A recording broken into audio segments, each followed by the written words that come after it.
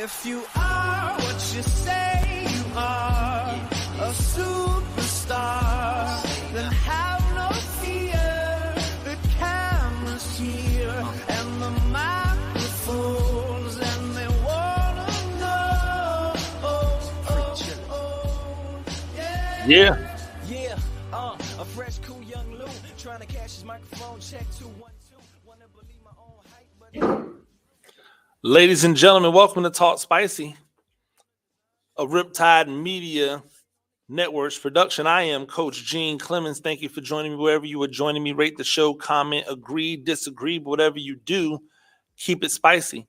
5-star ratings are appreciated. And if you're joining me on the YouTube channel, any YouTube channel, make sure you like, make sure you subscribe. Quick love to all my people on YouTube. You've really been showing up. Lots more of a giant issue coming here soon. It'll be a regular thing for me, for Giants fans. If you want to tap in with me, now is a perfect time to do so. Also, check out the articles that I have out right now on Giants Country, my good, great, and uglies of the two new recent signees. And what I believe they'll bring to the table for the Giants. Shout out to everybody on X, and definitely shout out to the people who watch this show on X daily, or the people who are watching it via the Bleacher Brothers daily. Shout out to the Facebook communities and everybody out there that really makes it worthwhile to do these types of things. It definitely does not go unnoticed. I do not take it for granted. I believe everything happens for a reason. And so even on the days where I only see a few of y'all rocking with me, I appreciate it. On the days where I see a bunch of y'all rock with me, that's awesome. Let's make sure we make that a regular thing. Last week, towards the end of last week, it was announced that Las Vegas Aces forward and the best player in the WNBA, A'ja Wilson, would be getting her own sneaker. I thought it was interesting, but I wanted to give Nike some love first off, right? Because it's easy to like say you're going to do something. It's another thing to put it out there, like in the atmosphere, so that people have to respect it or have to understand it. So I want to show Nike some love, for that, because they could have just ignored. They could have just ignored what people were saying and make it just go, well, hey, you know what? The numbers are what they are. It says what it says, and regardless of what you people think, this is what we're doing. But that's not what they did. They made it right?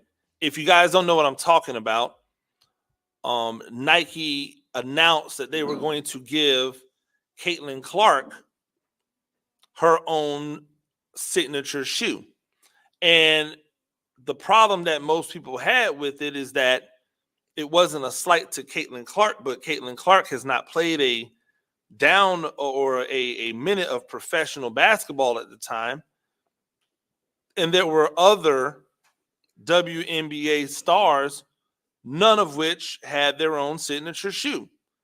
And so the one thing that they pointed to immediately was the fact that A'ja Wilson, who most everyone will admit is the best player in the women's game, like, how could she not have a signature shoe, but you give Caitlin Clark one? Lots of backlash, lots of people yelling and screaming out loud. And the result was that on May 11th, Nike and A'ja Wilson announced that she would have her own shoe, right? And it was interesting the way she did it, because she wore a hoodie, a crop, that said, "Of course I have a shoe.com." I thought it was very interesting because they could have just came out and said, "Hey, we were wrong.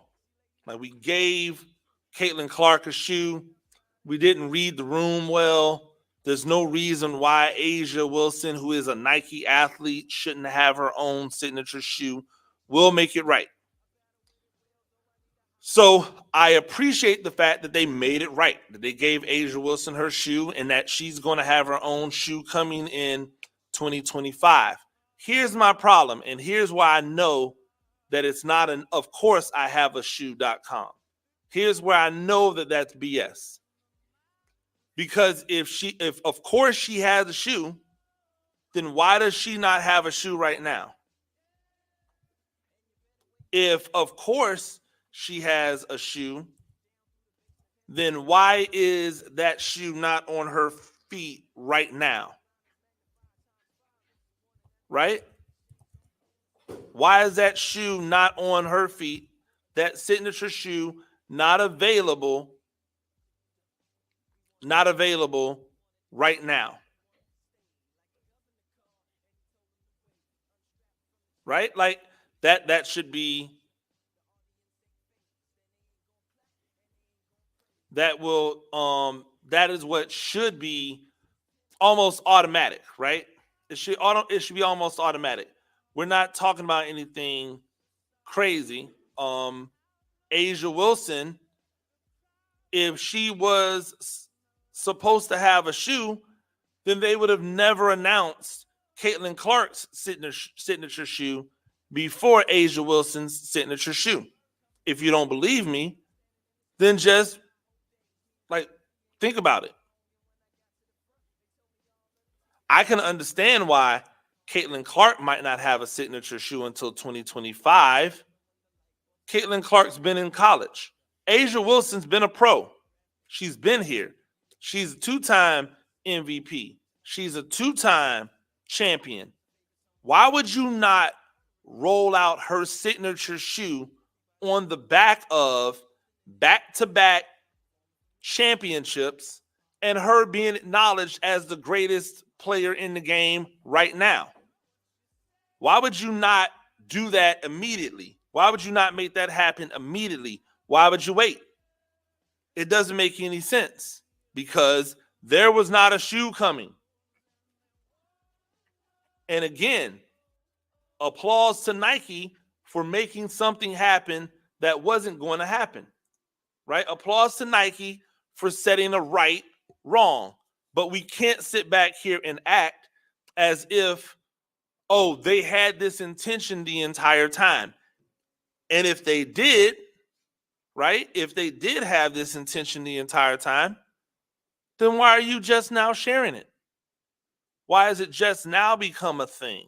Why is it just now a situation where you want to tell us about the shoe? Is it you had it in the tuck, but you were trying to keep it quiet? Why would you keep a signature shoe quiet? Don't you want to have a rollout? The Wemby shoe got announced for next year, and it got announced during the season this year. Why? Because you want to get reaction. You want to get people talking. But again, shout out to Nike. Shout out to A'ja Wilson for the A1. Candace Parker, you're up. Right? Candace Parker, you're up. Hey, you don't get to settle into the job, Candace Parker. We want to see things happening over at Nike. We want to see women getting deals. Over at Adidas. We want to see women getting deals over at Adidas that have not been getting deals in the past. Sorry, you don't get a chance to ease in. You don't get a chance to mosey in. That's not what we're doing. We don't have to lie or cast aspersions about what went on. We get it. We understand. We know. Nike had to do some backtracking, and they should have done some backtracking. And shout out to them for doing that. Again, this isn't about Caitlin Clark or whether or not I believe Caitlin Clark deserves, to have a signature shoe. It's not about that. The market is the market. If she's the hottest, if she's hotter than fish grease, then she should definitely get a shoe because you got to take advantage. What I'm wondering about Candace Parker at Adidas is like, where's the Bayou Barbies? Where's the Bayou Barbies, shoe deal at? You should be going to her right now and saying, hey, we're going to lean into this Bayou Barbie or the Chi-Town Barbie or whatever you want to call it now. We're going to lean into it, and we're going to make these pink shoes that are like Barbie inspired type of pink shoes that are your signature shoe. And we're going to lean into this thought process, because again, I believe, and I know I've said it a lot, but I'm going to continue to say it, because there's certain things that people just have to start. Like, I have learned that in order for people to start believing things you say, you just have to keep saying it over and over again until people go, oh, that's right, he's been saying that. And one of the things that I've been saying is that this is a Magic Bird situation. You can't have Angel Reese, you know what I'm saying, like flashy, talk her noise, you know what I'm saying, beautiful, like want the glam and all of that stuff. But then when you look at her game's a real blue collar, rugged game. And then you have Caitlin Clark, who looks blue collar, who looks rugged, who isn't beauty queen, but her game is extremely flashy. The deep threes pulling up, the no look passes. So you've got this great dichotomy where this game normally is in this girl and this game is normally in this girl. But then you have the black-white factor. Like, people keep acting as if Caitlin Clark elevated women's basketball by herself. That's just not the truth. Caitlin Clark, I've said it before, I'm going to say it again, she's not who she is right now if not for Angel Reese and if not for South Carolina. And the juxtaposition you had of the white girl out here cooking these teams full of black girls. Like, and then the black girls responding and just going, nope, you're not on our level, and we're going to beat you every time you get a chance to play us.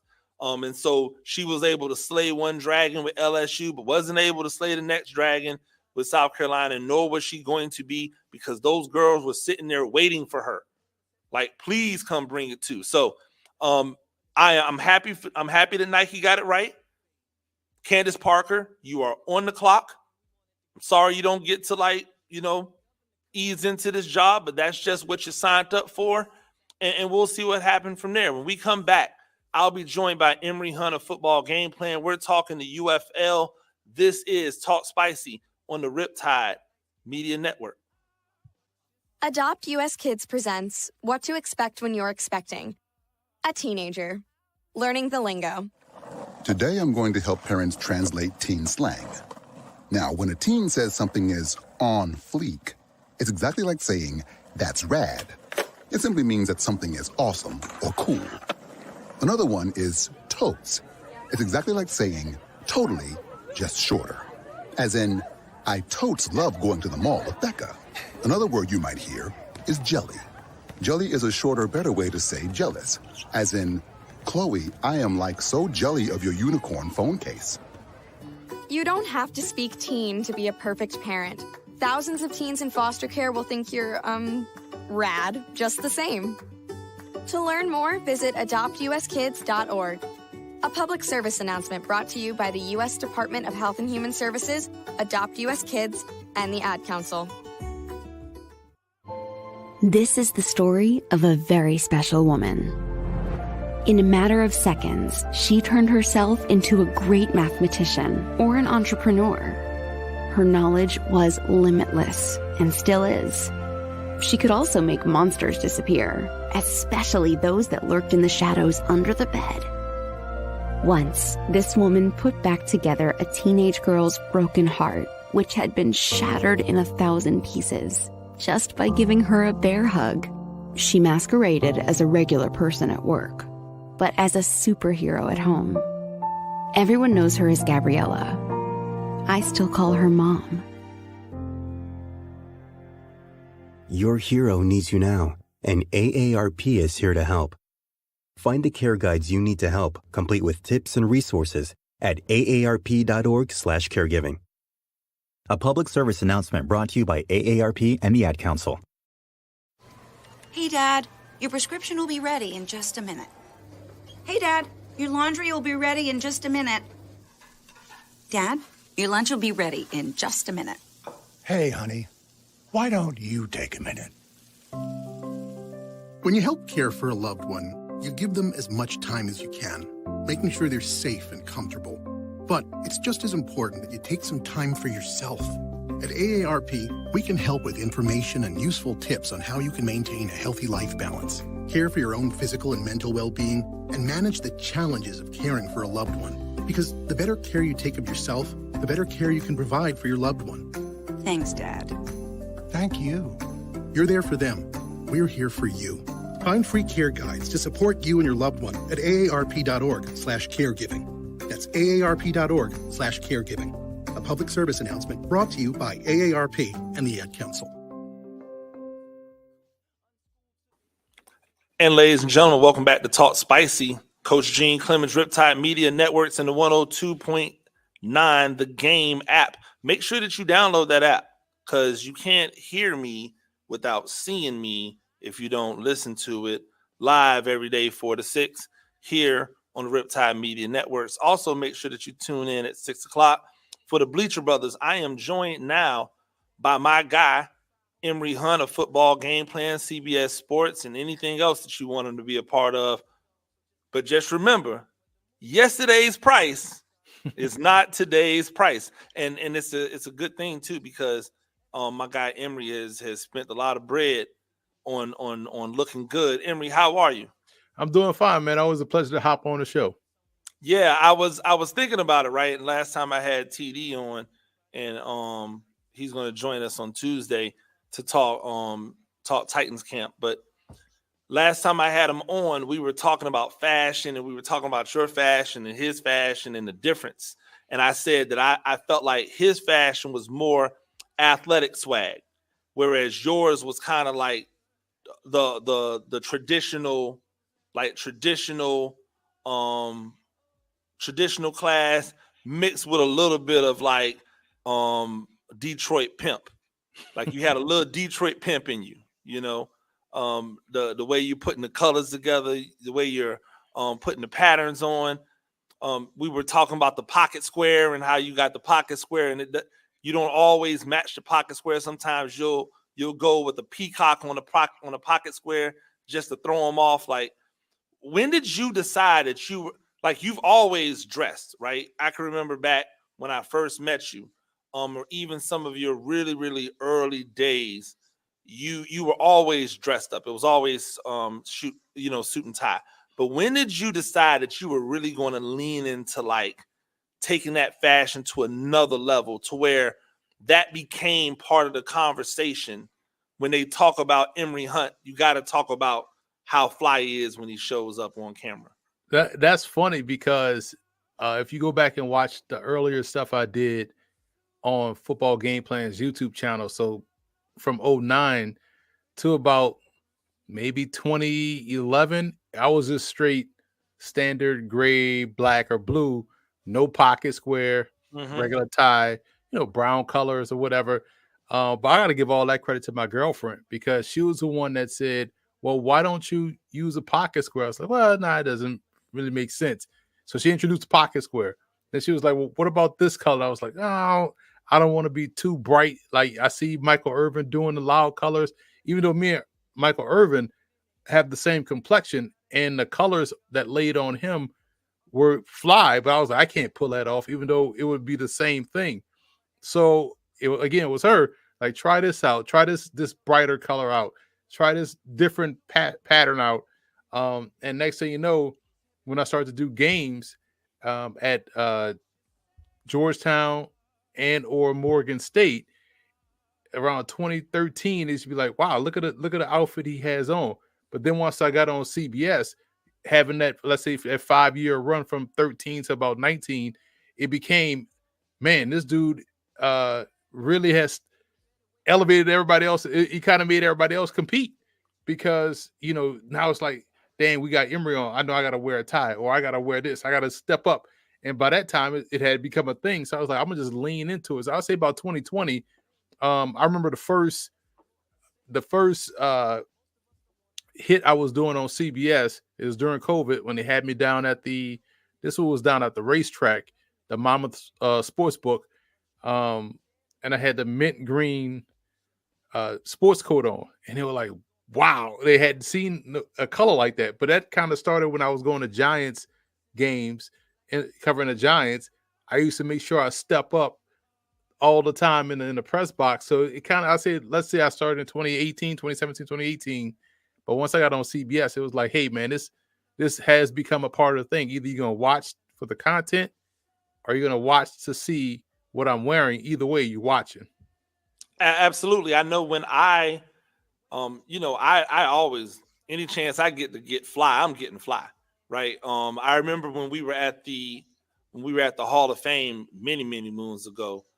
This was when Derek Brooks and those guys went in, and we were up there, and we were all like decked out. We all were suited and booted. Everybody else has got T-shirts and hoodies on and everything like that. But when last year, when I had a chance to go into the booth for the first time, and shout out to you again, for throwing the alley with that.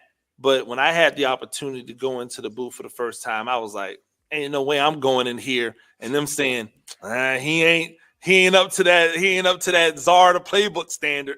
Like, nah, we about to have him out here going, oh, so you and Emery, y'all both do this. Like, yeah, we both do this. I just want to let you know, you and Teron, that I am officially in the 2025 season. Like, when I'm on, y'all gonna have to watch out. I am going in. The problem both of you guys face is that I'm in the fashion capital of the world. You know what I'm saying? So I have access to resources up here just by sheer location. Like, so, y'all in, areas where, yeah, there's fashion there, but there's not the abundance of fashion. I may switch it up and go straight kimono on y'all. You never know. So I have that luxury of being everywhere at once with the where I'm at here outside New York City. Hey, I told TD, I thought you stole the mint. I thought you stole the full mint suit from me.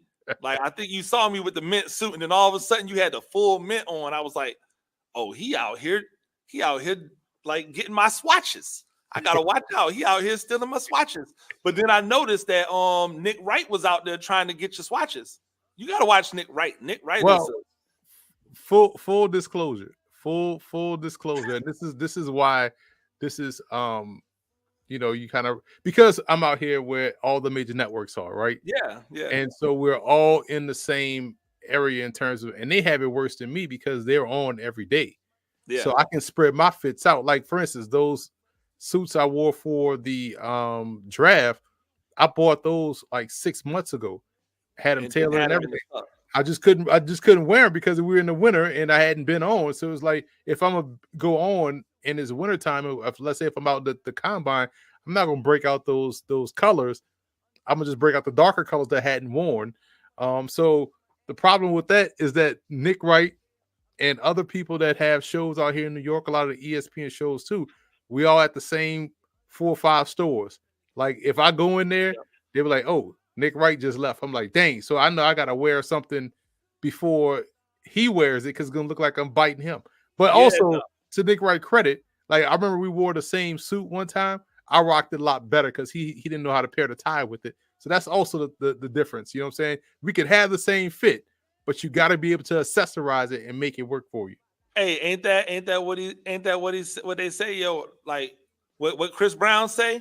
Like, yeah, I mean, you can't sing it like me.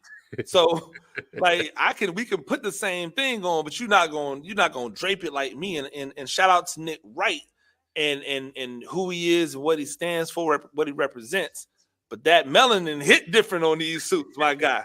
You know, exactly. You're gonna have to tan a little bit more, Nick Wright, if you want to get, to the place of the Czar to play. But I want to get into the UFL because it was a big weekend, for the UFL. At least in my opinion, a huge weekend for the UFL because they had their marquee matchup, or at least what I believe is the marquee matchup with the best team in the league, the Stallions, the Birmingham Stallions, and what's the word I'm looking for?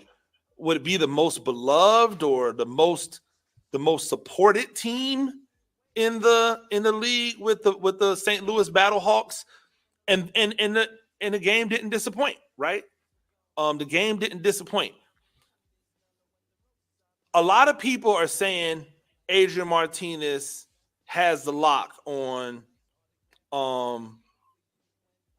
MVP. And I know the results, but I keep going like, who's been a better, more consistent quarterback in this league than AJ McCarron? And so now we're left here. What did you think about the weekend as a whole, and more specifically about that marquee matchup, and actually seeing more people in the stands for Birmingham than we've seen in the past? Yeah, listen, it was a great weekend because you got the marquee matchup. And you got the two best teams to play, in the regular season, kind of giving you a taste of what potentially could happen if they meet up in the championship game, which would be in St. Louis. Now you have the revenge factor, and if they get to St. Louis, we can expect that crowd to get over 40,000, to be completely honest. If St. Louis gets to play a home game in a championship game, that could get up to 40,000 fans, which would be great for TV. So this was the starting point for what could be a fantastic finish of the UFL season. In terms of the play, you like that Adrian Martinez got the opportunity to play consistently. I know one game they'll start Martinez, the other game they'll start Corral. In some games you'll see both of them, but I like now that they settled in on, okay, we're going to let him play, let's say 2 games in a row. We probably see Matt Corral next week. Now that Birmingham has locked up their playoff spot. So we could also see a situation where that could kind of give AJ McCarron a chance to really make up ground. But Adrian Martinez to me is the MVP based off what he does from a dual threat capability and also the timing of the plays that he makes. Like, he's made more wild plays than anyone else in the league. And so it's good that we're talking about these quarterbacks and guys that are making their hay in the spring league, because Adrian Martinez was a 2023 draft class participant. And so this shows you, okay, they gave a young guy a chance, but on the other side of it, you can make a case, and you brought this up before, where you have a guy that's tired of being a backup, and he's getting an opportunity to show that, hey, I can lead a team to wins and to potentially a championship.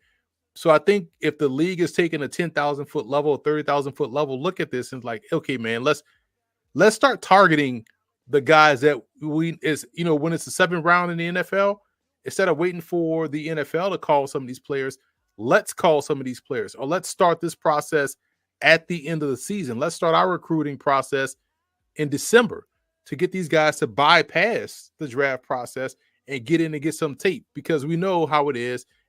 Again, fresh off of minicamp where the Giants had 3 quarterbacks out there, Blake Stenstrom of this class, Liam Thompson of this class, and Ben Bryant of this class. We know none of those guys will get a chance to make it to the training camp roster because the roster was already full.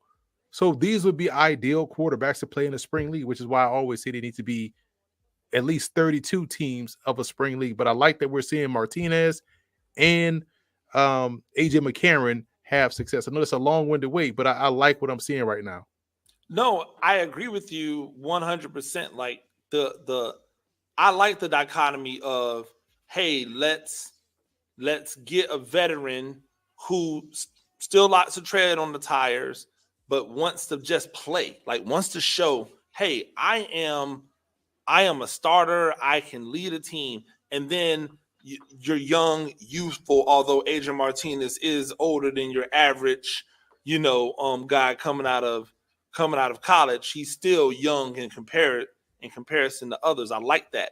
I also agree with you that they should lean more into getting a hold of these guys who are fringe draft picks, right? Like, do you really want to go in and just say that you're on the roster for the first 2 weeks of training camp, only for them to cut you because you're the 12th wide receiver? They're only keeping 6, maybe 7 at the most. Like, you're trying to jump over a bunch of guys who have guaranteed money on their books. Like, come on, what are you doing? Or like for instance, the wide receiver out of West Florida, with the Giants, Giles. Is it really in his best interest to sign an undrafted free agent contract with the Giants, who just drafted a wide receiver, who drafted a wide receiver last year, who drafted a wide receiver the year before last, who has another wide receiver who's their best wide receiver who is still under contract, and several other guys that they have worked into the fold? Where is your opportunity to shine? Oh, by the way, they just signed another dude who's a veteran who's coming in. Where's your opportunity to shine? Where's your opportunity to make things happen? What if he would have said, you know what? I'm going to go, being a guy from West Florida, maybe I catch on with Birmingham. Maybe I catch on with a St. Louis or Michigan, and now I can show the ability that I've been able to show at West Florida in the UFL. And by the time we hit the end of week 10, somebody might still let me come to training camp. I haven't lost anything, but I'm also a few $1,000s richer. I've got brand new professional tape now, and I can make things happen. I think that's what the league is missing, and that's what the players are missing. I think the league has to do a better job of leaning into it, and I think players have to have management, not agents, because we know what the agent's there for, right?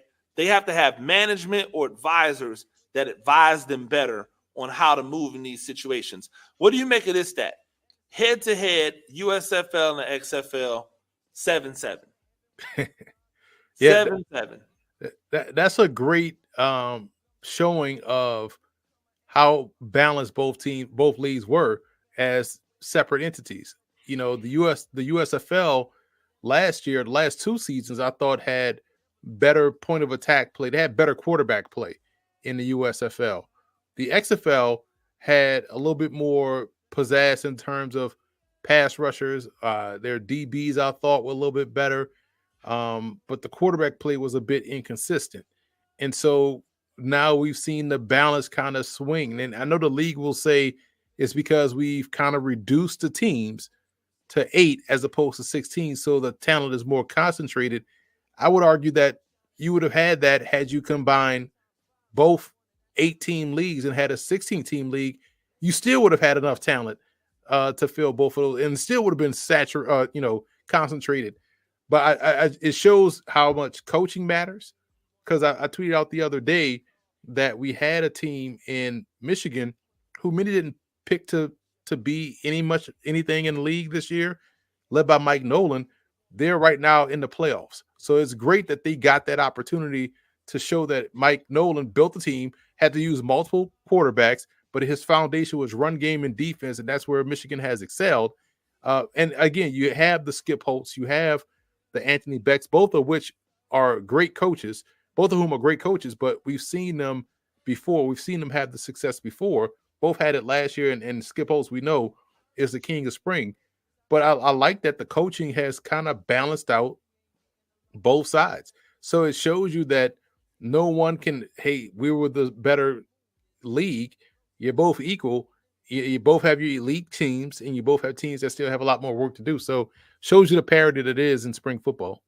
Do you think it's going to be an issue that the USFL has already locked up its playoff teams with 3 weeks to go? Do you think that's going to hurt the product that we see on the field as those teams start, posturing for position and how they want to have their teams? Or does that mean that we get an opportunity to focus more on the XFL's, playoff push? I think both can be still have benefit. Yeah, we'll focus on the XFL playoff push because that's the tighter race. But on the other side, remember, this is a spring league. This is a situation where guys want to show why they should be, albeit, right or wrong reason, why they should be in the NFL. Why they are not happy being here in the UFL. So we still are going to get competitive play, because now, let's say we just talked about it. If you are an Adrian Martinez, you've made your point already. You have locked up the MVP, in my opinion. But now if you're Matt Corral, man, I should be starting. Let me go out here in these last couple of games and show why I should have been the guy.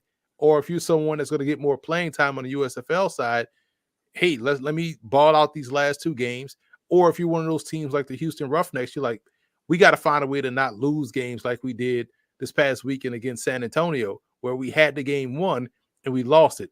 So that's how I would say the USFL, back into the roster or schedule has to take it. On the XFL side, we know St. Louis has already locked up a spot, but there's still some competitiveness there on the other side. DC let one slip away, and that's been one of the more disappointing stories of the season, because they were right there in the championship game last year, but there's still a lot more posturing left to go. So I say on either side, it's still going to be exciting football to watch down the stretch. If there's one thing, like we're calling this season a success, right? The UFL has proof of concept. I still think it's interesting that they went back to the old school kickoff in this new UFL instead of adopting the new kickoff rules that were in one league but not in the other. But what do you do?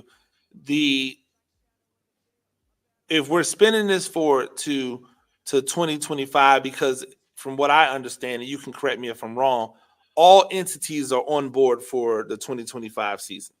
Like the sponsorships, the television networks, everybody's in on 2025 for the UFL. In your opinion, what's the one thing that they need to do in order to produce not only a more quality product on the field, but a more enjoyable product for fans in 2025? Wow, that's a great question. I still feel like, I know money is the worry, but you got to expand. I know every spring league that has entered a second season, expansion always gets talked about. And, money has always been the real issue. But when you have more teams, you have more TV inventory.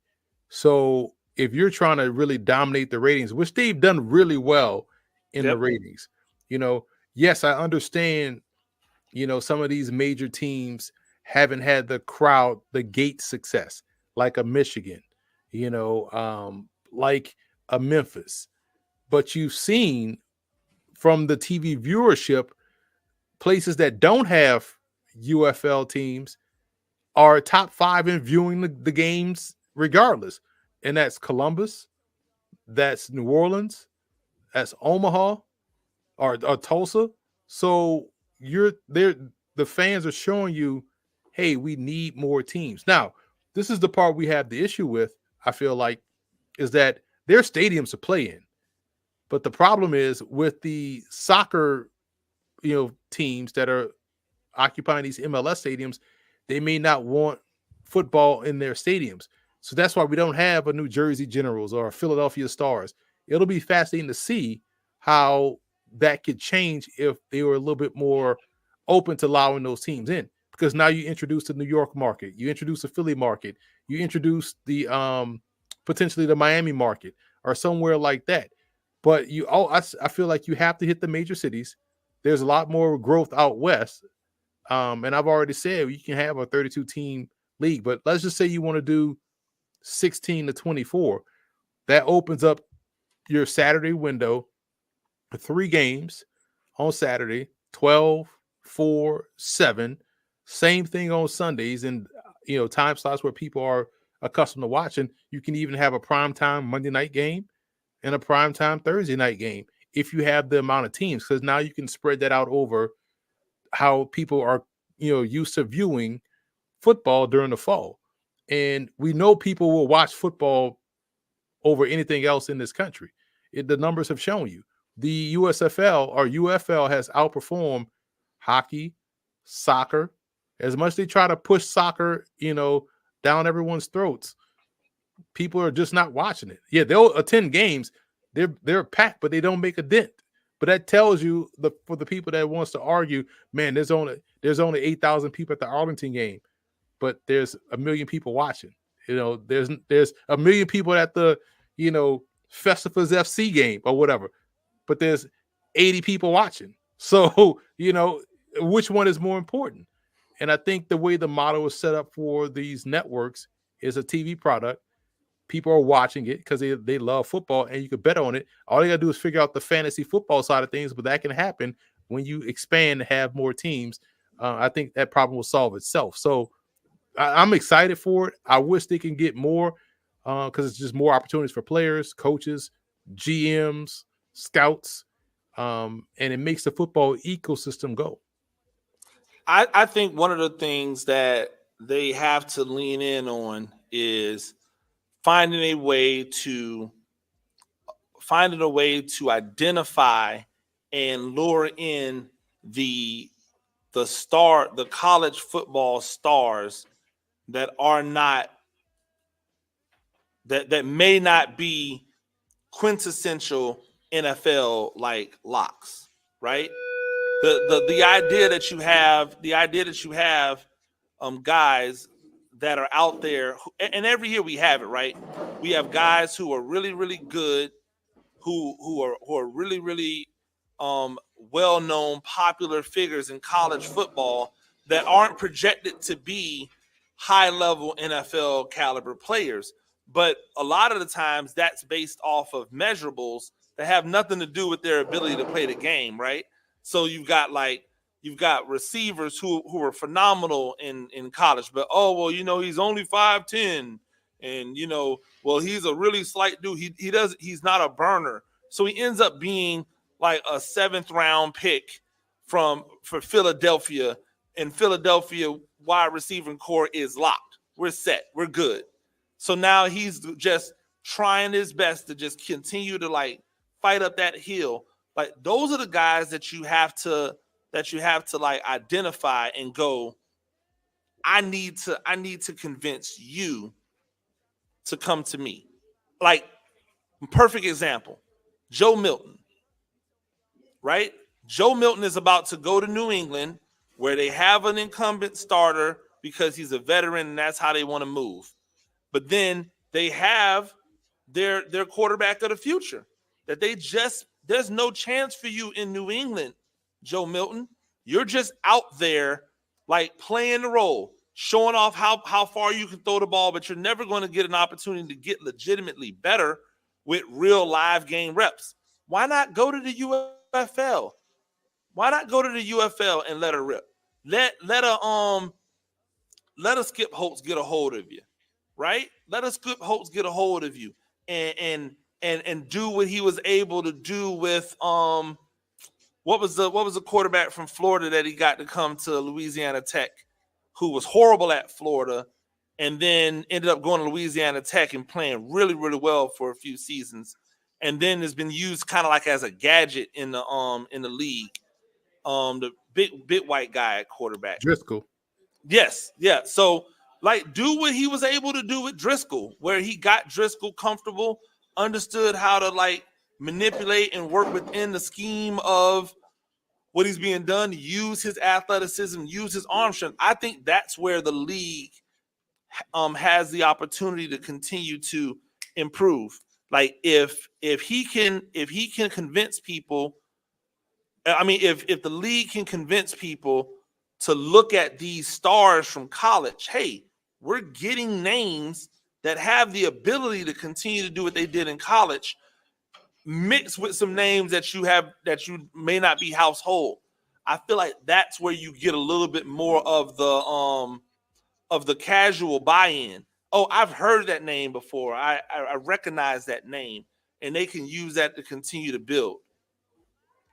Listen, I totally agree. And that's where having more opportunities, more rosters, more teams yield that. So to use your example, imagine if they had a team right now in Nashville. You're able to get Joe Milton as your starting quarterback. We heard all draft cycle about the fast kid from Cortland State, Division III receiver, and Cole Burgess. You draft him too. Now you got Joe Milton throwing to a dude you've heard about, from a Division III school, down the field, right? And also it allows you to, and this is something that the NFL kind of lacks outside of maybe 3 teams, Detroit, Pittsburgh, and Baltimore. This is why you need an influx of new coaches, because you can establish identities. Like, hey, what if I'm a coach and I see value in the 5'10" quarterback with the 5'9" and 5'10" receivers, and we go out there and spread the field with all 5'10" guys, right? What if that's our thing? Kind of like what we saw in the old USFL in the 80s with Mouse Davis and Jack Pardee with the Houston Gamblers in the run and shoot. Nobody was doing that. They brought that there with Jim Kelly throwing the football all over to Ricky Sanders and all these other guys out there at receiver. Let's do it that way. I think that's where the league can draw eyeballs, because, hey, man, this is innovative over here, and it's not still like we see it in the NFL. Yeah, and I mean, even it brings in the FCS stars, right? Like, imagine the Yankee twins from South Dakota State being picked up by the Minnesota franchise. And I think that goes back to your thought process about or what we've discussed for a long time, not just there is no reason why there's not a team in every single market that there's an NFL team, because now you have the ability to operate as a legitimate feeder system. And the crazy part about it for me is the operating budget of the UFL. If an NFL team woke up and had the operation budget of the entire UFL, they probably slit their wrist. Yep. Like we're not talking about astronomical amounts of money at what you're paying these UFL players.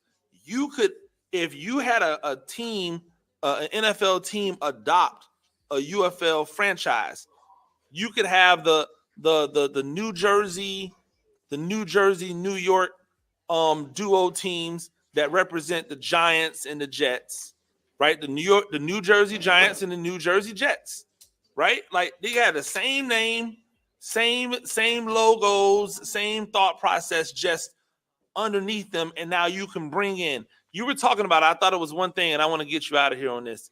You had said when you were looking at when you were at the Giants camp, you were looking at the roster, and you said, look how many people it takes just to put on a practice, right? How many players it takes to put on a quality practice. Like, the idea that the talent's not out there when we're seeing what they're doing in the UFL, and we're looking at the UFL and going, but they don't have this person in there. They don't have this person in here. They don't have this person. Like, where is Eric Berrier at? Right? Like, why are they allowing him to just drown in Canada when he could be down here throwing the ball all over the place, right? How has Chad Kelly not been snatched away from Canada and brought back down here to run a UFL team? These are guys that not only have names, but they have talent, immense level talent, that just wasn't realized because maybe they weren't mature enough, or in Berrier's case, they've been overlooked because of size. And so when you see that, and you see that you need 60 people on a roster in order to do a rookie mini camp, why can't you just have that 60 on a roster for a team, right? And go about it that way. It's really interesting. Yeah, and listen, I may retweet and revise the article about that I wrote in 2016, but it's the league also, I know they are heavily going toward Europe right now, which begs the question, they probably should have never got out of Europe back in 2007, because they would have had what they wanted right now. And also we've seen the league pay attention to markets that do well in the spring. That's how we had the Jacksonville Jaguars. So we have a team in Tennessee because the Memphis Showboats laid out there and filled up the Liberty Bowl. Jacksonville filled up the Gator Bowl. So now you can have your major market teams. Put a team in Omaha. Put a team out in Portland. Put a team back in San Diego. We see what St. Louis is doing. Even throw a small market team a bone because they had the Dome in Fargo. We know they would love to support a team. Montana has the Grizzly Stadium that they could fill up with 40K. So it's a chance to play around with new markets like Sacramento and really kind of keep the game to a point where you can grow and expand the NFL upwards to 40 teams down the line, right? But this is an opportunity to use these spring leagues for that reason. Yeah, everyone tells us that, oh, well, there's not an appetite for it and blah, blah, blah, blah, blah.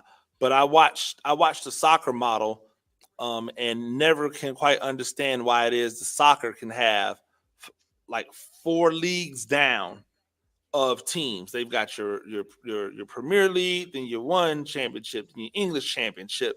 And it's like you can go 4 down in soccer with just as many teams as NFL teams have. But you're telling me you can't go 1 down and have 64 professional teams, or maybe even 2 down, and have 96 professional teams. Like, I don't buy it. It's all about greed. And my point is if it's all about greed and you own Dallas, then why would you own Dallas? Then you have Arlington, right? As a subsidiary of Dallas.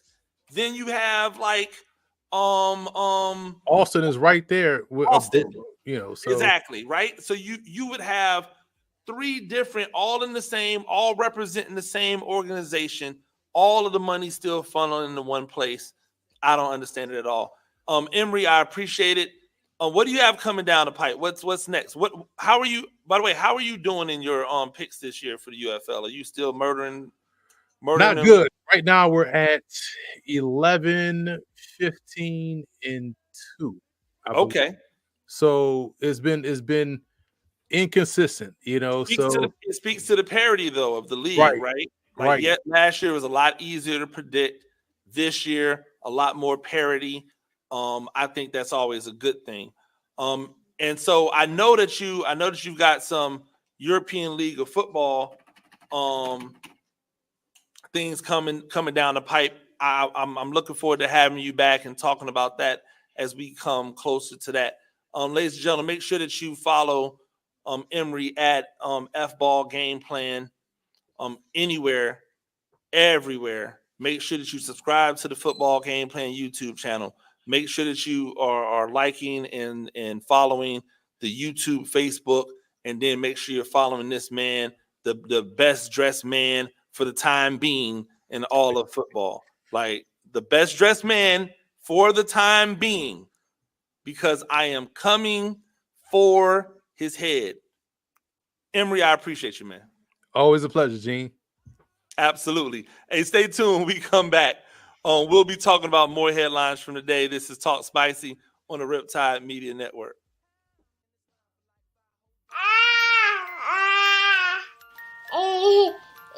To some people, the sound of a baby babbling doesn't mean much. But that's not necessarily true.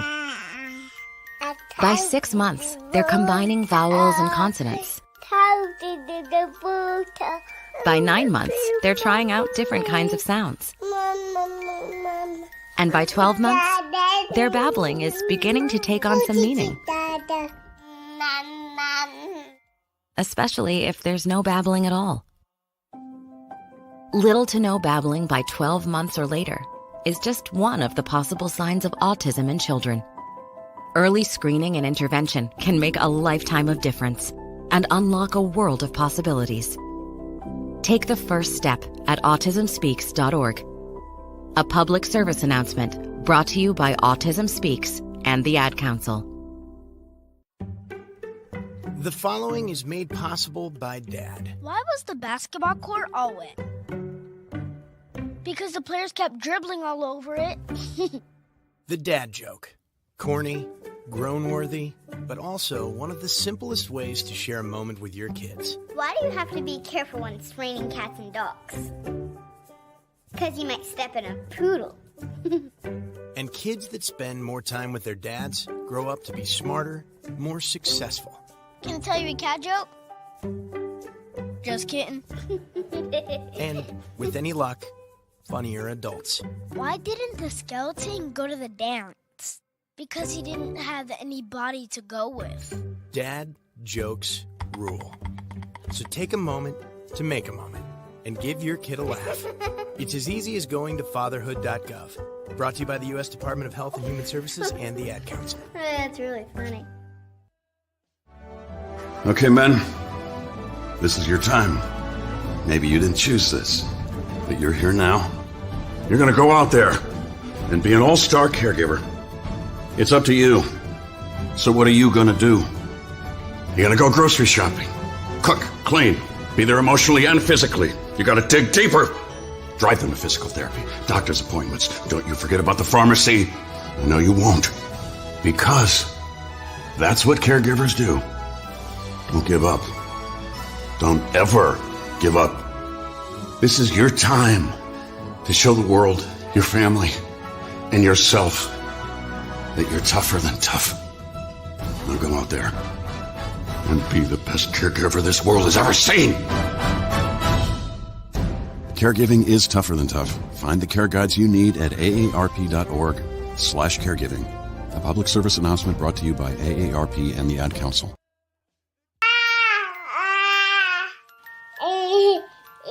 To some people, the sound of a baby babbling doesn't mean much. But that's not necessarily true. By 6 months, they're combining vowels and consonants. By 9 months, they're trying out different kinds of sounds. And by 12 months, their babbling is beginning to take on some meaning. Especially if there's no babbling at all. Little to no babbling by 12 months or later is just one of the possible signs of autism in children. Early screening and intervention can make a lifetime of difference and unlock a world of possibilities. Take the first step at autismspeaks.org. A public service announcement brought to you by Autism Speaks and the Ad Council. The following is made possible by Dad. Why was the basketball court all wet? Because the players kept dribbling all over it. The dad joke. Corny, groan-worthy, but also one of the simplest ways to share a moment with your kids. Why do you have to be careful when it's raining cats and dogs? Because you might step in a poodle. And kids that spend more time with their dads grow up to be smarter, more successful. Can I tell you a cat joke? Just kidding. And, with any luck, funnier adults. Why didn't the skeleton go to the dance? Because he didn't have any body to go with. Dad jokes rule. So take a moment to make a moment and give your kid a laugh. It's as easy as going to fatherhood.gov. Brought to you by the U.S. Department of Health and Human Services and the Ad Council. That's really funny. Okay, men, this is your time. Maybe you didn't choose this, but you're here now. You're gonna go out there and be an all-star caregiver. It's up to you. So what are you gonna do? You're gonna go grocery shopping, cook, clean, be there emotionally and physically. You gotta dig deeper. Drive them to physical therapy, doctor's appointments. Don't you forget about the pharmacy. No, you won't. Because that's what caregivers do. Don't give up. Don't ever give up. This is your time to show the world, your family, and yourself that you're tougher than tough. Now go out there and be the best caregiver this world has ever seen. Caregiving is tougher than tough. Find the care guides you need at aarp.org/caregiving. A public service announcement brought to you by AARP and the Ad Council.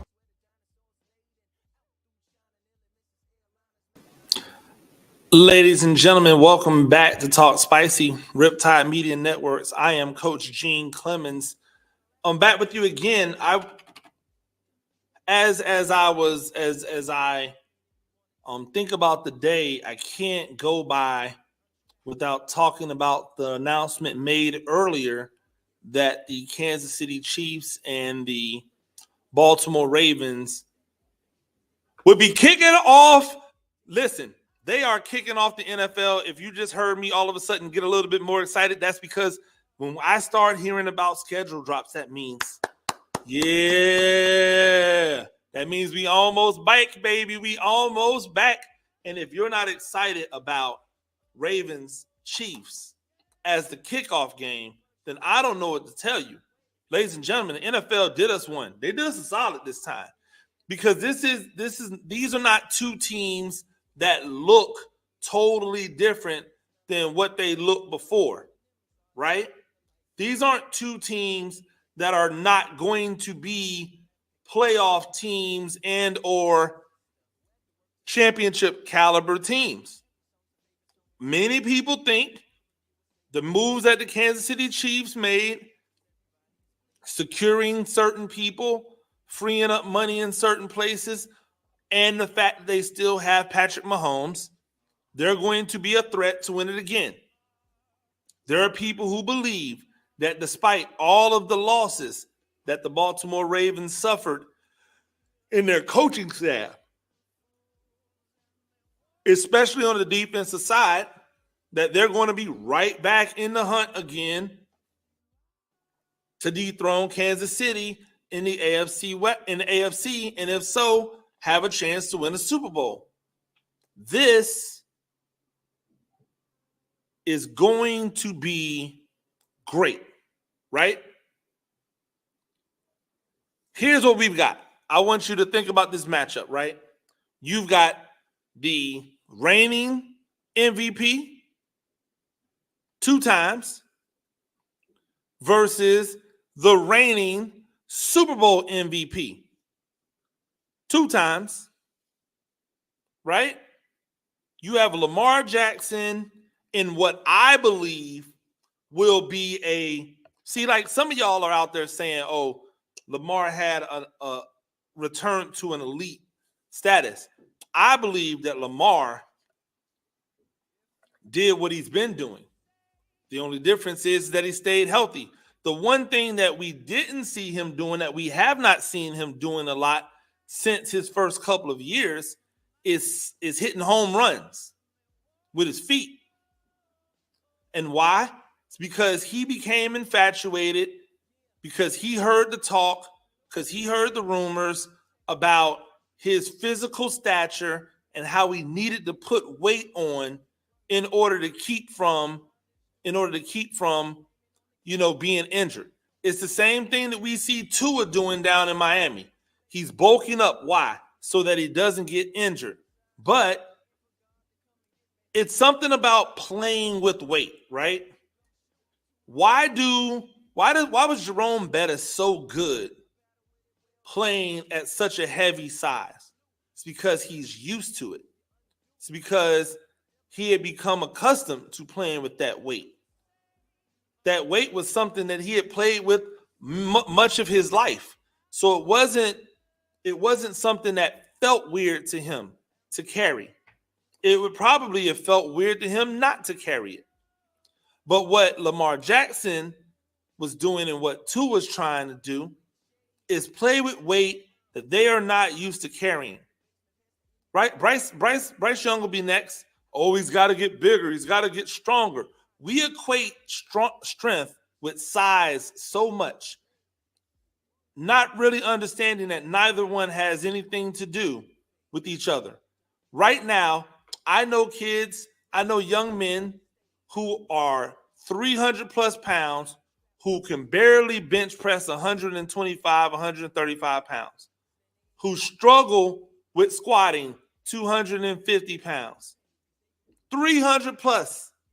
Oh my God, so big, so strong. Except not strong, just big. Meanwhile, if you look on any football team, let them tell you who are the pound for pound strongest players on the team. High school, college, maybe even NFL. Running backs, right? Linebackers. Pound for pound, strongest. That they can do the most with the least. Why? Why is that a thing? Why is that something? It's something because you have to be strong physically, and that doesn't require you to be big. So what I believe we're getting when I look at a slimmed down Lamar Jackson, I don't look at concern. Not for Baltimore Ravens fans, not for the Baltimore Ravens themselves, not for Lamar Jackson. You know who I would be, who I think should be concerned? Defenses. Defenses. That's who should be concerned. Because if he's dropping back down to a weight that he is more comfortable with, here comes the explosion. Here comes the long speed. Here comes the speed endurance.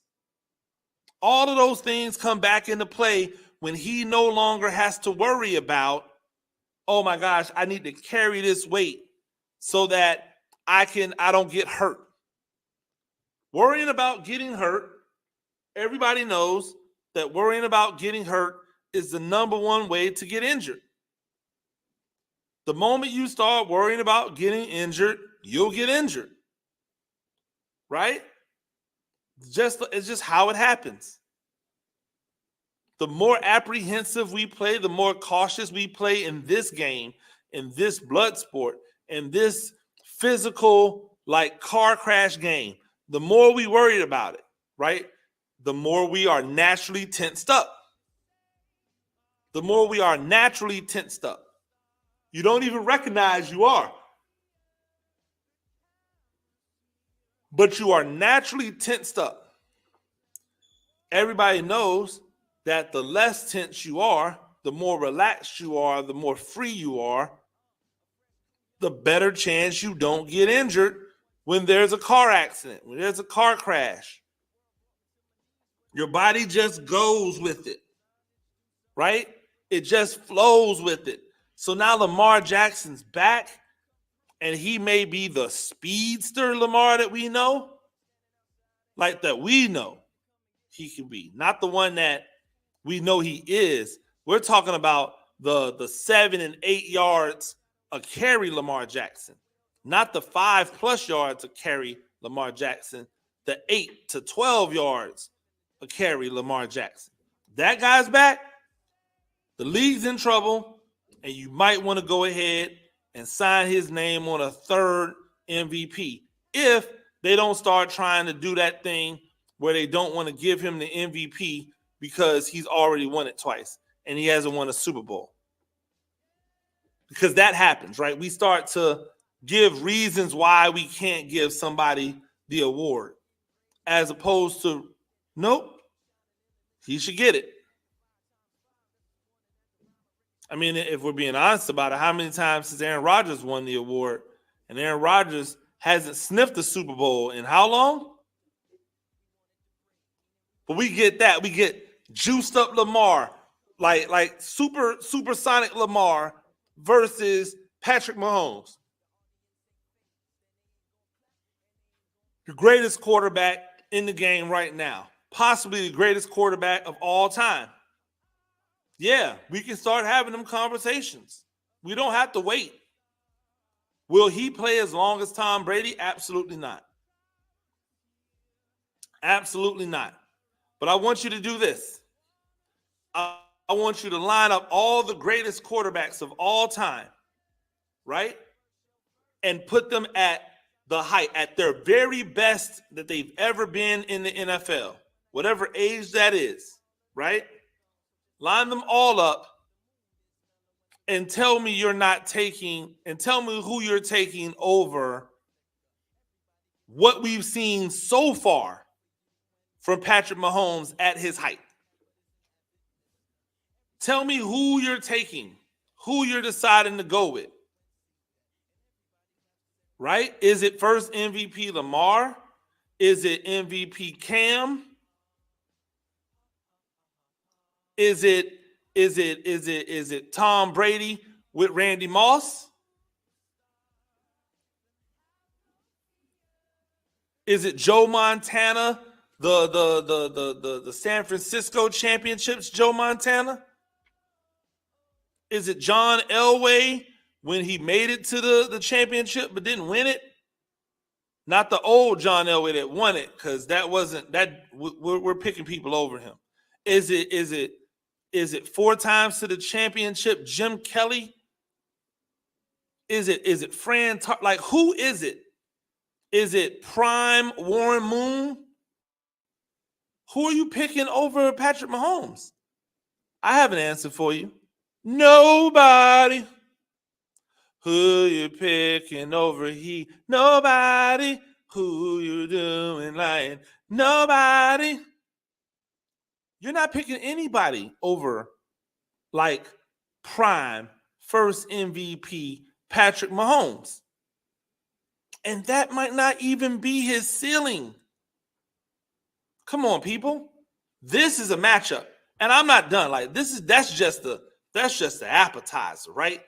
I mean, that's the main course. But we've got so many other appetizing treats.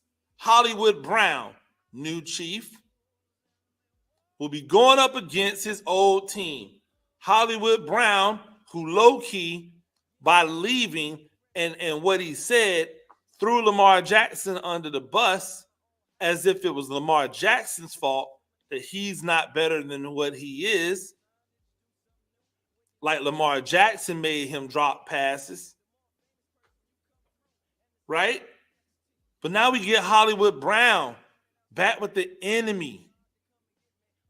We got the Ravens looking to get their get back from the Chiefs for what the Chiefs did to them in the AFC Championship. The only problem is you can't get an AFC Championship get back in the first game of the season. But we don't care. We just want to see it.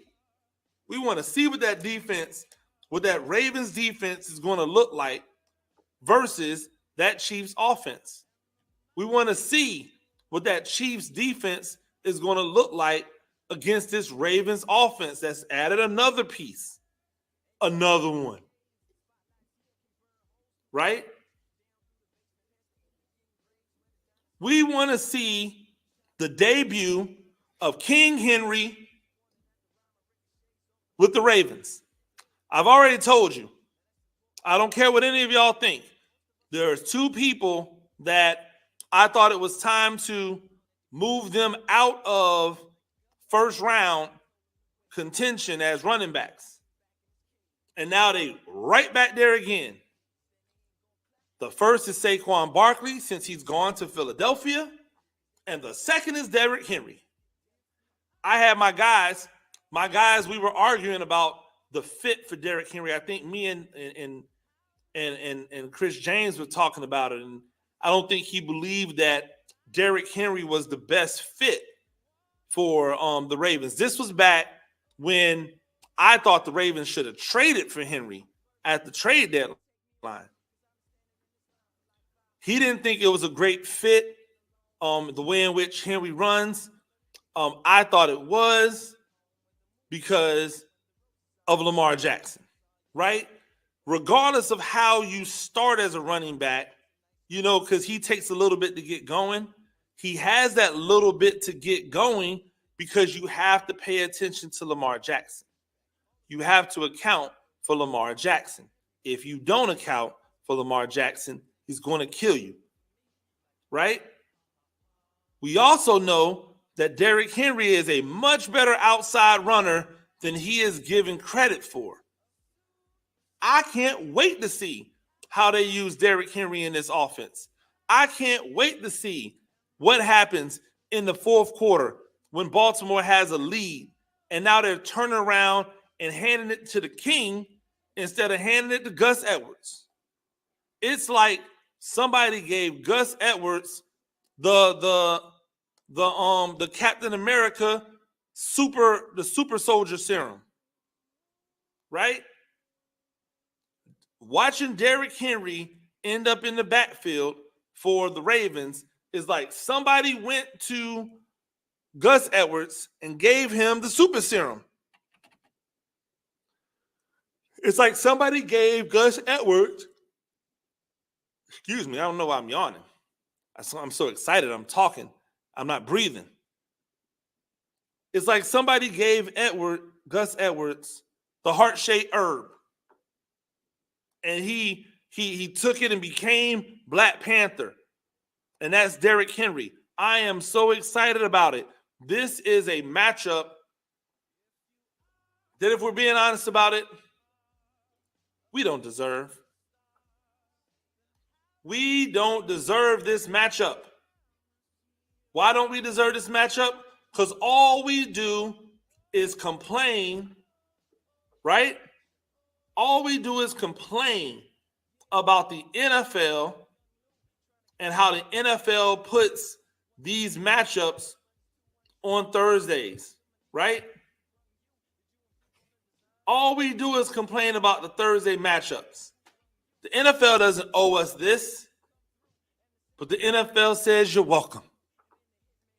The NFL gods drop down a little nugget. Who's going to complain about this one? And guess what? If it's not good, hush your mouths. If it's not a good game, hush your mouths. We just want the chance for it to be good. We don't get the matchup if we don't ask for it. We want the chance for it to be good. I want the chance that this can be something great. I want the chance that this could be a slobber knocker, that this could be a freewheeling running gun. I want those chances, right?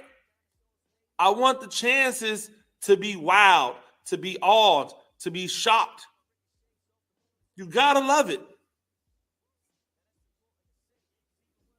The NFL was like, yo, you're welcome. Hey, you want great quarterback play? You're welcome. Hey, you want underrated wide receiver play? You're welcome. Hey, you want 2 or 3 of the best tight ends in the game? Shout out to Isaiah Likely. You're welcome. Hey, you want running backs that run really, really hard, offensive and defensive lines that get after it? You're welcome. Hey, you want freakish defensive backs? You want guys that have the ability to just make things happen? Young, vibrant, attack-style defensive backs? You're welcome. Hey, you want some of the best linebacker play in all the game? You're welcome. Hey, you want pass rushing defensive linemen?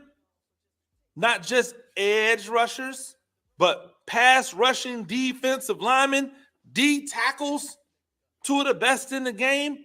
You're welcome. What does this game not have? Hey, you want 2 of the best coaches in the game? You're welcome. Hey, you want 2 of the best coaches in the game who needed their quarterback to essentially jumpstart what they've had going on because they haven't been able to really get things done without them? You're welcome. What does this game not have? Somebody tell me. New faces in new places, we got it. Holes that need to be filled, we got it. Rookies that need to make an impact, we got it. Veterans that need to prove their worth early, or they might be on the block or out of there or shopping, we got it. Anything that you could want, any way that you would want it, rolled on up, right?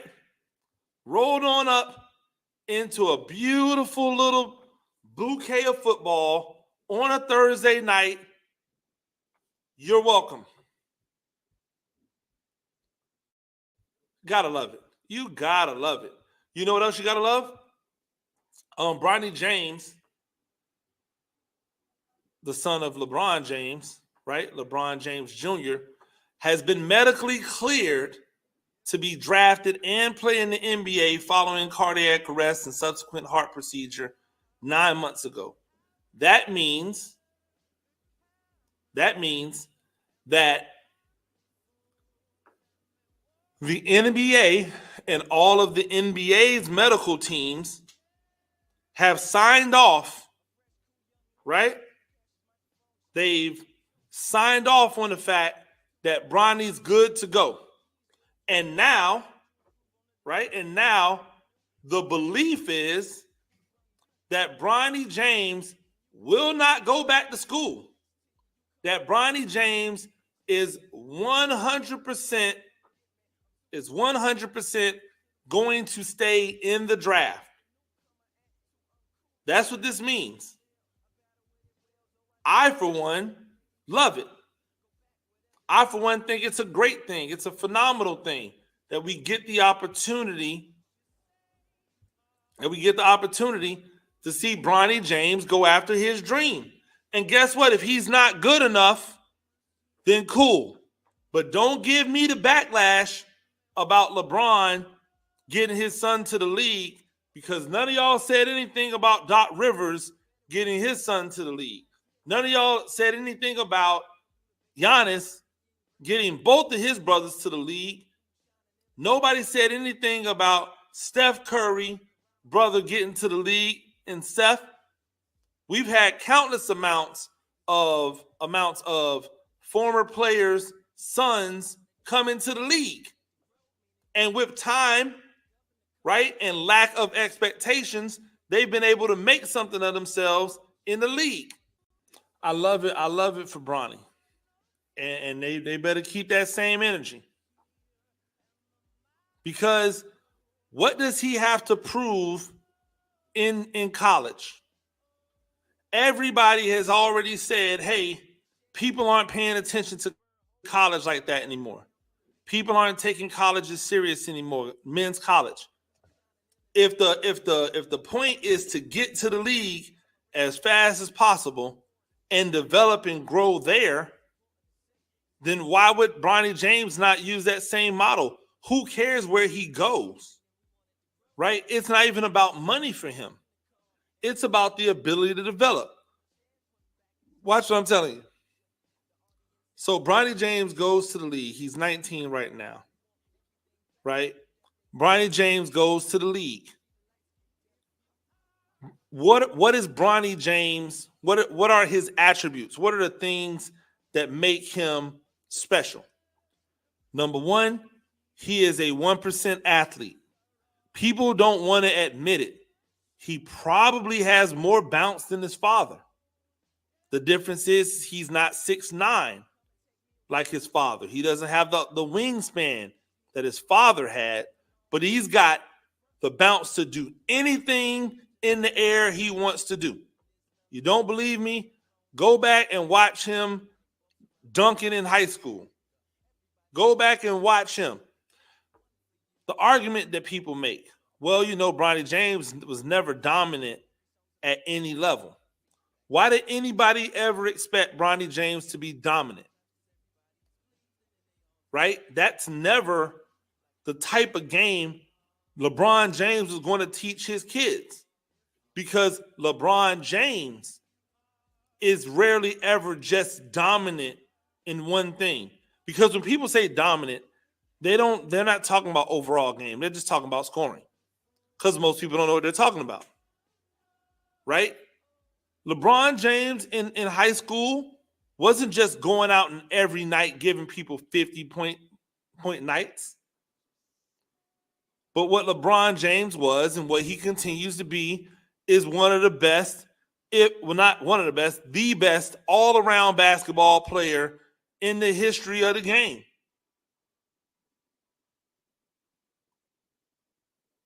So why would anybody expect Bronny James to be that? Here's what Bronny James does. Ultra athletic, right? Defensive prowess. Smart, intelligent, tough as nails. 3-point shooting. Soft touch, able to knock down the open jumper. He is a 3-and-D guard. Am I saying that LeBron James Jr., that Bronny James is going to be a star? No. Why can't he be a plus guard? Oh, well, he's not a point guard. He's not a 2. Haven't we gotten out of the whole he has to be something realm? He just has to be a good basketball player, which he is. He has to be afforded time to develop, to mature, to blossom, to nurture, which he will be. If you draft LeBron James Jr., in 5 years, he'll only be almost turning 25. That's a lot of growth and development. Remember, Michael Porter Jr. wasn't Michael Porter Jr. Now, don't get me wrong. I'm not saying that he has Michael Porter Jr. upside because he's not 6'9", 6'10". But when you think about the package and the skill set and what he's able to do, there's no reason why LeBron James Jr., Bronny James, can't be successful.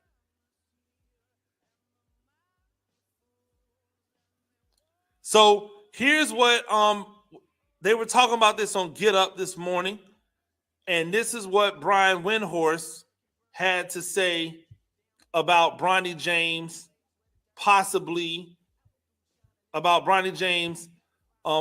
going into the NBA. And again, this is Brian Windhorst, who I should remind you all has essentially made a career off of being able to say what and what's not going on in the life of LeBron James. Brian Windhorst, who has a new hairdo, by the way. So this was not unexpected. This was procedural. They wouldn't have put his name in the draft if they weren't confident he'd be cleared to play. Over the last few months, Rich Paul, who's the agent for LeBron and Bronny James, has made an effort to part the concept that drafting Bronny James means you're getting LeBron. I do believe LeBron is going to opt out of his contract next month, and I do believe he's got several reasons why he wants to do that, and leaving optionality for playing with Bronny is on the list, but I don't think it's at the top. I do think he's going to be back with the Lakers. And I also will say this. I think if the Lakers have an opportunity to draft Bronny James, they will do so, whether that's with the 55th pick or if they make another deal around the draft where they pick up another pick. I think they will try. I do not think it's going to be their top priority. And I don't think the league right now is looking at this as draft Bronny James and you can get LeBron. I do think the league wants to hear from Bronny this week at the draft combine because nobody has heard from Bronny.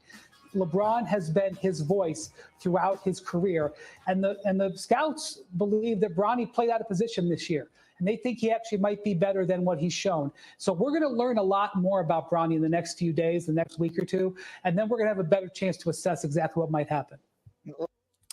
So again, Brian Windhorst alluding to the fact that LeBron James and Bronny are not a package deal, that Bronny is his own person, and that NBA teams are looking forward to talking to Bronny. Here's what I would say. Number one, it makes all the sense for LeBron James to opt out of his contract. We've already talked about that. He's got a 1 year, $50 million. He's trying to triple that, if not more, right?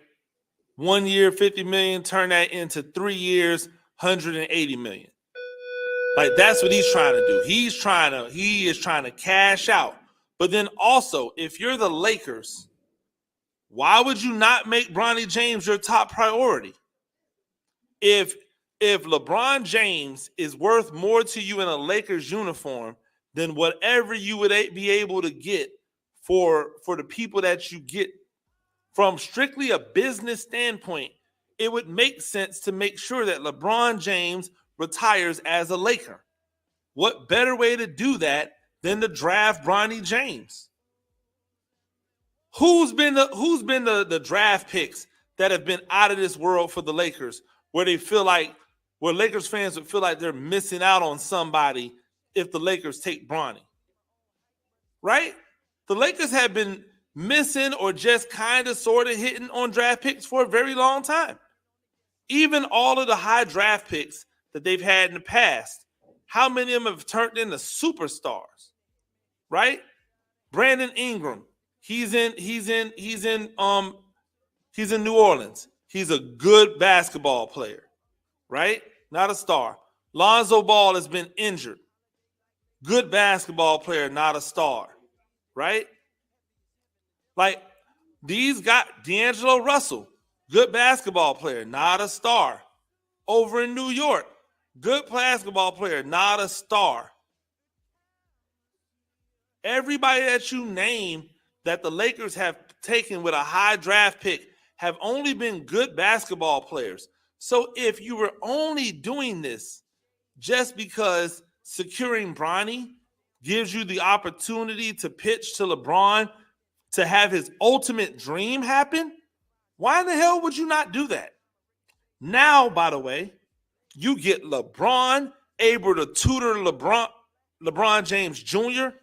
on a realistic, I need you to help us win some basketball games tip. And maybe I don't need you to help us win basketball games in 2024, 2025 season, but I'm going to need it in that 25-26 season and that 26-27 season when I'm trying to like fade off into the sunset, when I'm trying to ride off. But I still got these $60-70 million a year that I want to stranglehold the NBA for, right? Like, that's what needs to happen.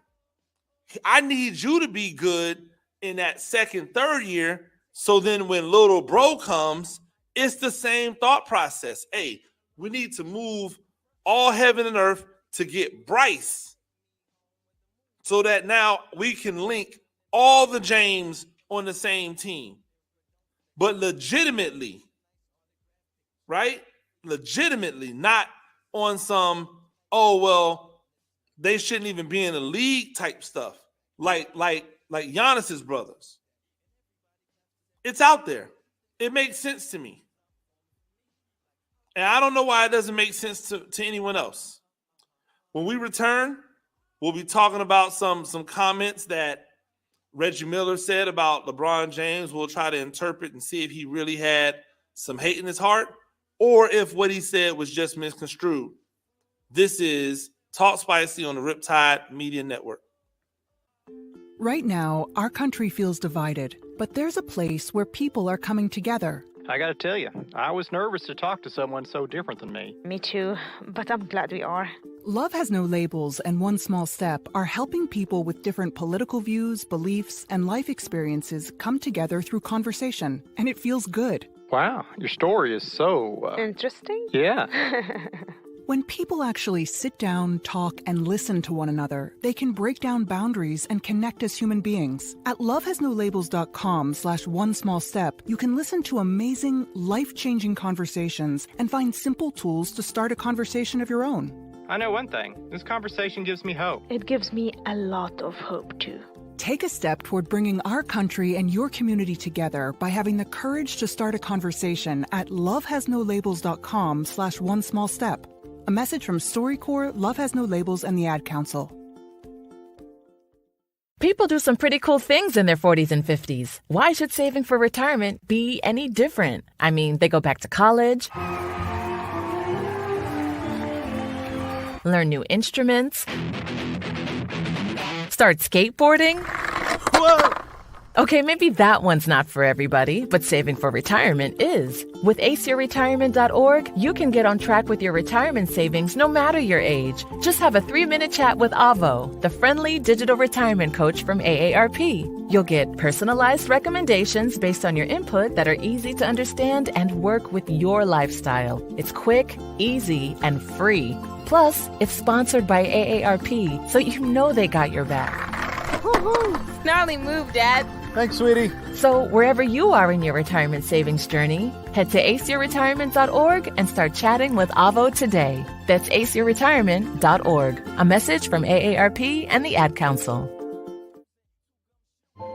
This is the story of a very special woman. In a matter of seconds, she turned herself into a great mathematician or an entrepreneur.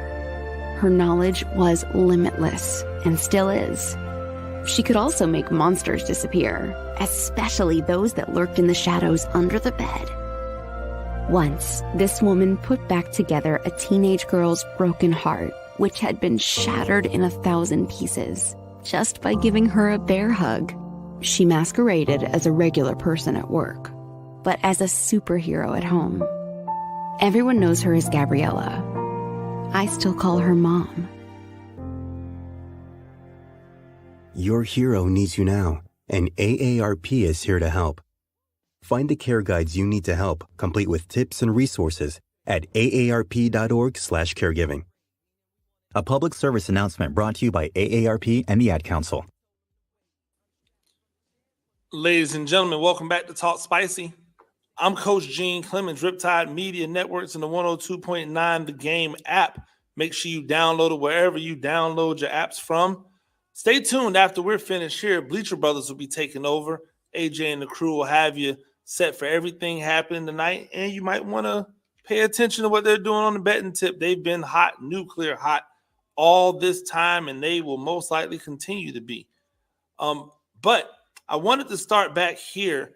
There has been a lot of backlash about the comments of Reggie Miller during the last Knicks-Pacers game and what he had to say about LeBron James. It's always weird to me when you see people, but especially former players, just like out of the blue, take shots at LeBron James. Like, what did he do? Like, what did he deserve that shot for? What was the reasoning behind sending it, and how did it make you feel better?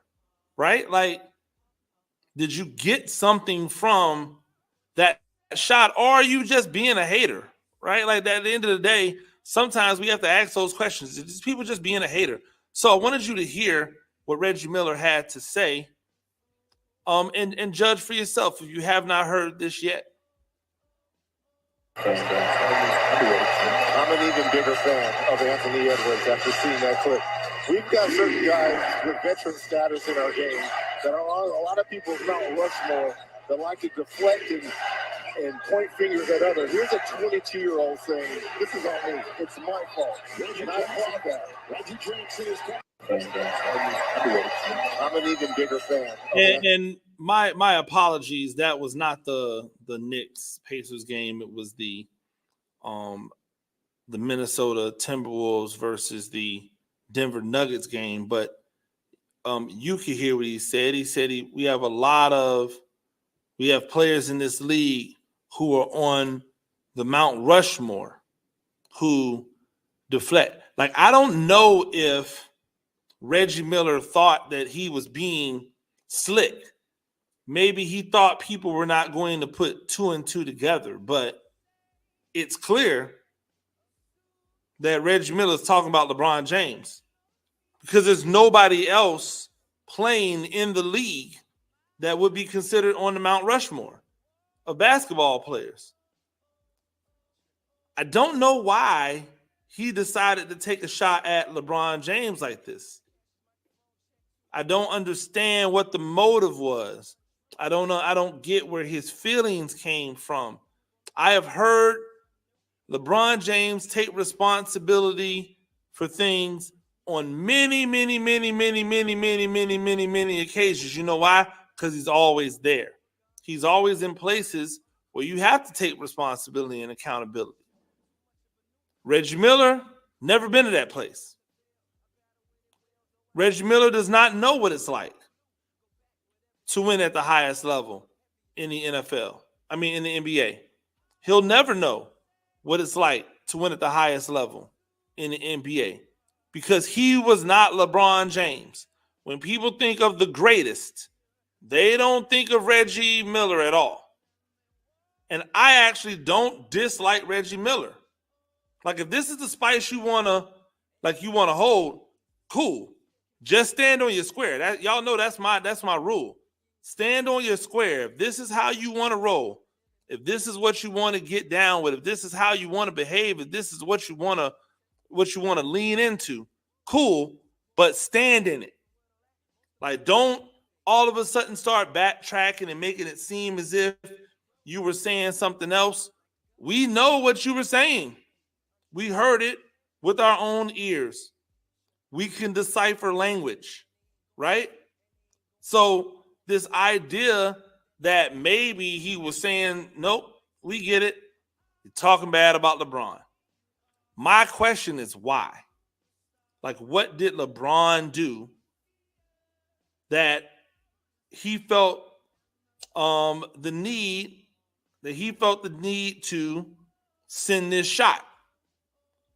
Was it a motivational shot? right? Was it a motivational shot? Was it one of those shots that you send when you're trying to send a message because you want more? You expect more. But I don't know how anybody could expect more from LeBron. I don't get how anybody could expect LeBron James to do more than what he's already doing. He's already him. He's already been there, done that. If LeBron James was on this Minnesota team, like take Anthony Edwards off the team, put LeBron James on the team, just as it's constructed, you're telling me that this team is worse? Right? So, like, what are you getting at? Like, he has a better team than LeBron. And so if you're saying, hey, LeBron, you got to be more accountable, okay. Be more say that.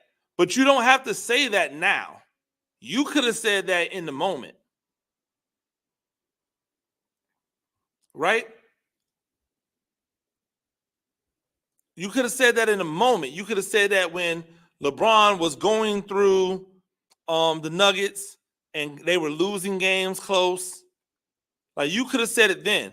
I don't remember any of these comments coming from Reggie Miller. I don't remember any headlines going, Reggie Miller rips LeBron James. Why take cloaked shots? Why take covert shots? Why take shots where you might be able, and I use the word strongly, might. You might be able to slide your way out of it. Why take those shots? Why is that necessary? The answer is it's because you're insecure. Again, at his very best, at Reggie Miller's very best, he could not hold LeBron James' job. LeBron James could D up Reggie Miller because he's long, he's athletic, he could run off them screens right along with you, Reggie Miller. He could play defense, put a hand in your face.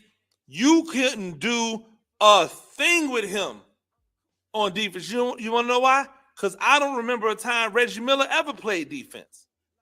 I don't remember a time that Reggie Miller was ever a defensive presence. In fact, I think he was one of the major liabilities on their defense. So excuse me, I've never heard Reggie Miller go, hey, I got to play better defense. And I grew up throughout Reggie Miller's entire NBA career.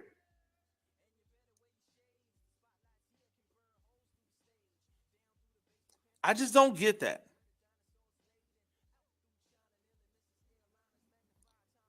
I just don't understand why that's necessary from Reggie Miller.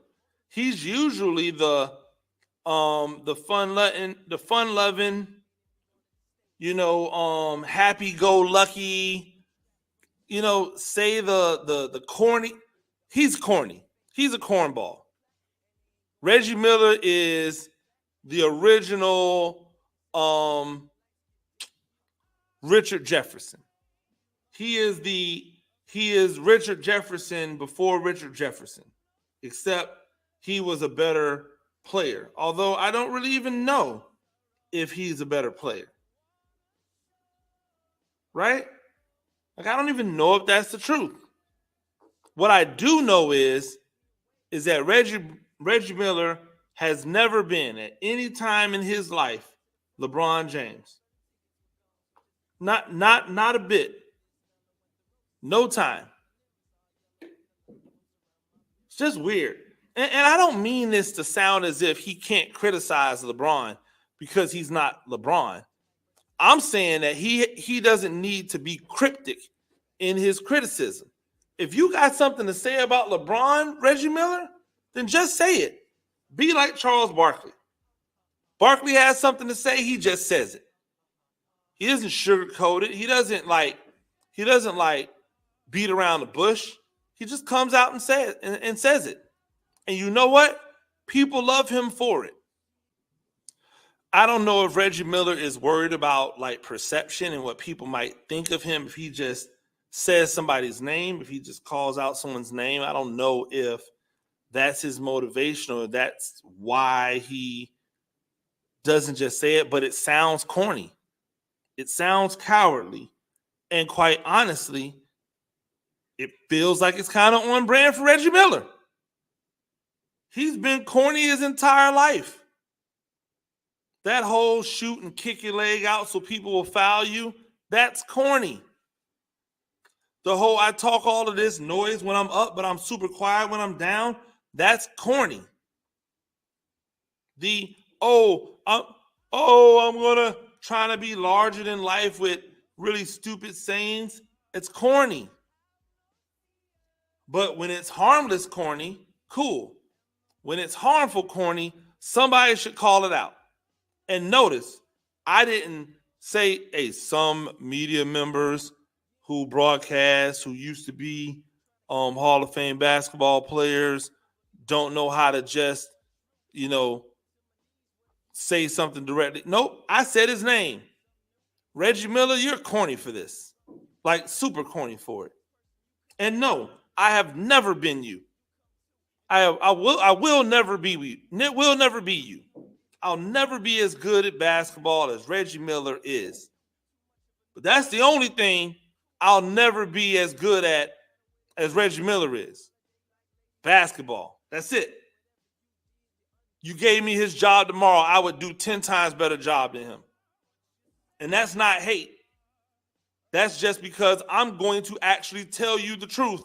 I'm not going to try to have it thinly veiled.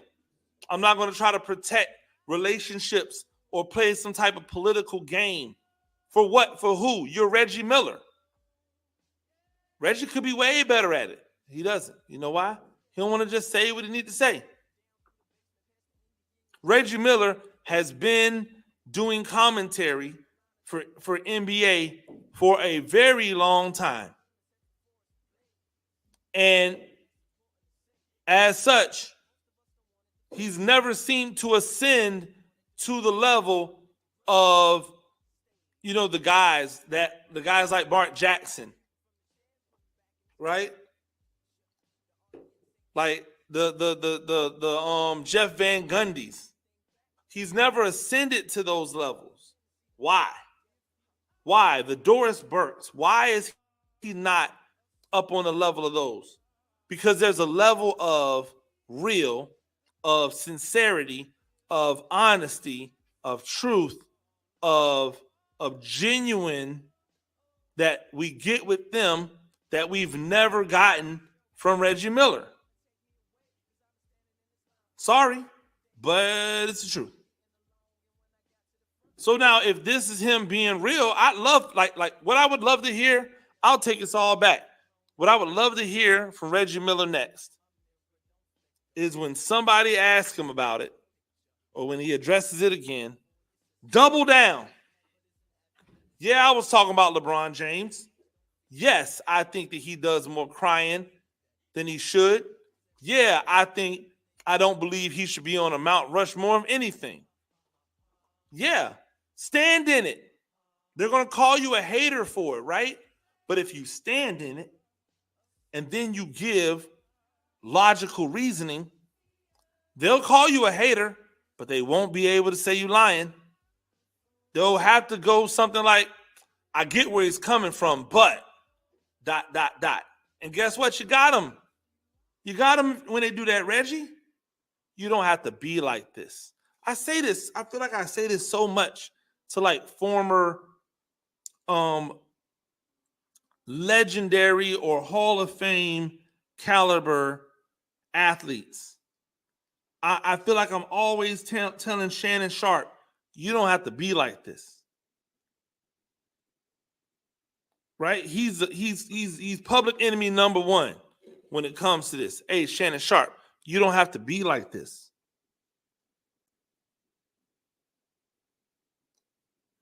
I feel like I'm always saying that. Why is, You know, why is JJ Redick so loved, so revered? Why? Black people like him, white people like him. Why? Because he is authentically himself. We don't feel like he's playing a character. We don't feel like he's putting on some facade to talk to us. We feel as if he's being who he is. Like he might throw a little extra sauce on some stuff, but he really and truly feels that way. When he talks about how Larry Bird's not an all-time great three-point shooter, he really feels that way. He looks at the numbers in a way that makes him say no. He really feels that way. Even if he's wrong, it's genuine. Reggie Miller could be that. There's no reason why Reggie Miller couldn't be that level of genuine. He just chooses not to. Hey, before I get out of here, once again, as always, I want to thank everybody for tuning in, for joining us today. I look forward to the Ravens and Chiefs opening up the NFL season. I look forward to hearing from Reggie Miller and what he has to say. I look forward to seeing what Bronny James does at the I look forward to seeing what Bronny James does at the combine, the NBA combine. Like the WNBA and Skims have a partnership coming. We're going to talk about that tomorrow. Let's make sure that we link in on that. Kendrick Lamar is not like us, by the way. Officially debuts at #1 on the Billboard Hot 100. He's the only rapper with 2 #1 hits this year. The other one being Like That, which I guess technically is not his song, but is, right? Once you body the song, it's your song. Also, shout out to Antoine Winfield Jr. and the Buccaneers. Something that just hit the airwaves while I've been on air.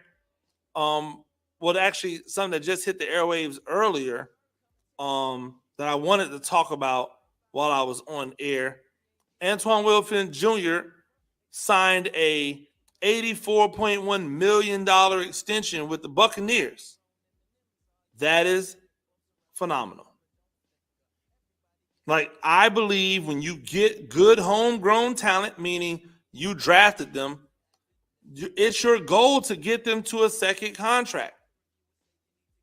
It's your goal to get them to a second contract, and they've done that. I need to see more of that from the Bucs. I feel like since the championship, it's just been a revolving door of players outside of a few pieces, right? And I don't need to see that. I want to see things done the right way. And by right way, I mean the way that I want to see them done. Hey, quick hitter. Las Vegas has been selected to host the 2027 college football playoff national championship game. So if we don't get another Super Bowl or another All-Star game or whatever, we will be back in Vegas in 2027 for the college football playoff national championship game. I'm excited about it, right? I'm excited about it. Because Vegas did their thing for the Super Bowl. Now, I want people to understand, if you're going to Vegas and you think that the Super Bowl or that the national championship game is going to be like the Super Bowl, you got another thing coming. The media availability is just not the same, right? Like what they do is not the same. It's not as drawn out. But it should be fire. Should be a lot of fun. Anyway, ladies and gentlemen, that'll do it for me from Talk Spicy, a Riptide Media production. I am Coach Gene Clemens. Make sure that you follow on all the social medias at Gene Clemens. Make sure that you subscribe to the YouTube channel at Coach Gene Clemens. Check out all of my work at Giants Country, at The Athletic, and at FCSNationRadio.com. Rate the show, comment, agree, disagree, whatever you do, keep it spicy. 5-star ratings are appreciated. And until next time, peace.